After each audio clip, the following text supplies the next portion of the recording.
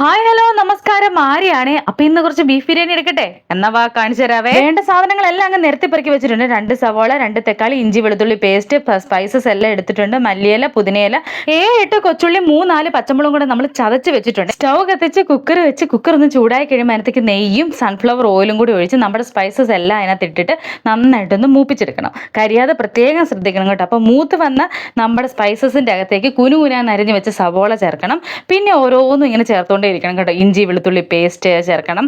എന്നിട്ട് അതൊക്കെ ഒന്ന് ഇളക്കിക്കോ. ഒരു രസമല്ലേ ഇതൊക്കെ. ഇനിയിപ്പം നമ്മൾ ആ ചതച്ച് വെച്ചിരിക്കുന്ന കൊച്ചുള്ളിയും പച്ചമുളകും കൂടെ ചേർത്ത് അതിൻ്റെയും പച്ചമുളക് ഒന്ന് മാറണം. അത് കഴിയുമ്പോൾ നമ്മൾ അതിനകത്തേക്ക് കുനുകുനാന്ന് അരിഞ്ഞ് വെച്ചിരിക്കുന്ന നമ്മുടെ തക്കാളിയും കൂടി ഇട്ട് കഴിഞ്ഞാൽ നമ്മുടെ സംഭവങ്ങളെല്ലാം ഇട്ട് കഴിഞ്ഞു. ഇനിയിപ്പോൾ ഉണ്ടല്ലോ ഇതെല്ലാം കൂടെ നന്നായിട്ട് അങ്ങ് ഇളക്കി നന്നായിട്ട് അങ്ങ് വഴറ്റിയെടുക്കണം. അപ്പോൾ ഇതിൻ്റെ പച്ചമണം എല്ലാം നന്നായിട്ട് മാറി വഴറ്റി വന്നതിനകത്തേക്ക് നമ്മൾക്കിനി നമ്മുടെ പൊടികളെല്ലാം ചേർക്കണം. 1 ടീസ്പൂൺ മുളക് പൊടിയും കുറച്ച് മഞ്ഞൾപ്പൊടിയും ഇച്ചിരി കുരുമുളക് പൊടിയും പിന്നെ 1 ടീസ്പൂൺ തന്നെ ഗരം മസാലയും കൂടെ ചേർത്തിട്ട് നന്നായിട്ടൊന്ന് ഇളക്കി മിക്സ് ചെയ്ത് ഈ പൊടിയുടെ എല്ലാം പച്ചമണം മാറണം കേട്ടോ. പച്ചമണം നന്നായിട്ട് മാറുന്നോടം വരെ ഇളക്കണം.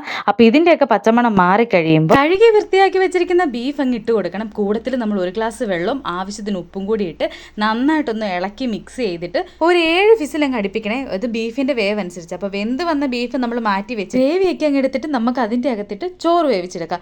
അതായത് 1 കപ്പ് റൈസിന് 1.5 കപ്പ് വെള്ളം എന്ന കണക്കിൽ നമ്മളിവിടെ എടുത്തിരിക്കുന്നത് 4 കപ്പ് റൈസും 6 കപ്പ് വെള്ളവും. 6 കപ്പിൽ ബീഫിൻ്റെ ഗ്രേവി ഫുൾ ചേർത്തിട്ട് ബാക്കി വെള്ളം ഒഴിക്കണം. അപ്പോൾ അരി ഇട്ടു, പിന്നെ ആവശ്യത്തിന് ഉപ്പിട്ടു. ഇനിയിപ്പോൾ എന്നാന്ന് വെച്ചാൽ ആ വേവിച്ച് വെച്ചിരിക്കുന്ന ബീഫ് എല്ലാം കൂടെ അതിനകത്തേക്ക് ഇട്ടുന്ന ഇളക്കിയെടുത്തു.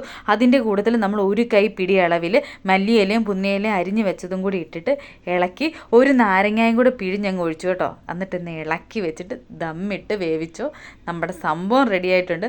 സിമ്പിളാണെന്ന് വെച്ചാൽ സിമ്പിളാണ്, പക്ഷെ നല്ല ടേസ്റ്റ് ഉണ്ടായിരുന്നു ഗൈസ്. നിങ്ങളൊക്കെ ഉണ്ടാക്കി നോക്കണം. മസ്റ്റ് ട്രൈ ആണ്. ഇനിയിപ്പം നമുക്ക് അതിൻ്റെ അകത്തേക്ക് നമ്മൾ നെയ്യിൽ വറുത്ത് വെച്ച ക്യാഷ്യൂവും കിസ്മിസും പിന്നെ സവോള നമ്മളിങ്ങനെ വറുത്ത് വെച്ചിട്ടുണ്ടായിരുന്നു കേട്ടോ. അപ്പോൾ അതും എല്ലാം കൂടി ഇട്ട് നന്നായിട്ട് അങ്ങ് ഇളക്കി എടുത്തു കഴിഞ്ഞാൽ നമ്മുടെ ബിരിയാണി റെഡി. അപ്പോൾ ഇനി എന്നാ കഴിക്കണം അല്ലേ. ഞങ്ങളെല്ലാവരും കൂടിയിരുന്ന് ഒരുമിച്ചിരുന്നായിരുന്നു കഴിച്ചത്. അപ്പോൾ അത് വീഡിയോ എടുക്കണം എന്നുണ്ടായിരുന്നു. പക്ഷേ ഭക്ഷണം കണ്ട ആക്രാന്തത്തിൽ നമ്മളത് എടുക്കാൻ പറയാൻ മറന്നുപോയി. നമ്മൾ ലാസ്റ്റ് കുറച്ച് നെയ്യും കൂടി ഒഴിച്ചിട്ടുണ്ടായിരുന്നു കേട്ടോ. പിന്നെ ഈ ബിരിയാണിയൊക്കെ ഉണ്ടാക്കി വെച്ചപ്പോൾ നമ്മുടെ വീടൊരു യുദ്ധക്കളമായിരുന്നു. ഈ യുദ്ധക്കളം ഒന്ന് റെഡിയാക്കി എടുക്കാൻ ഞാൻ ഏകദേശം ഒരു 1 മണിക്കൂറൊക്കെ എടുത്തു കേട്ടോ.